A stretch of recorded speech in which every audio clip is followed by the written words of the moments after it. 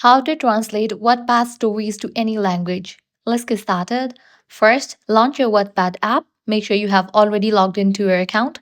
You'll land to the home page. Now click on the profile icon given at the top right corner. Once you're over here, click on the settings option given at the top right. Now here you're going to find different option. Navigate to the option account. Now here you will find the option of story language. Click on it. Here you're going to find tons of language option. From here, you can easily select any of the language that you want to use for Wattpad stories. Just check in for it. Once you have set, you can head back to the home page. Now open any of the story that you want to read. And you can see that the story will appear in the selected language. So this way you are able to translate Wattpad stories to any language. If this guide helped you out, don't forget to like, share and subscribe to our channel. Thanks for watching.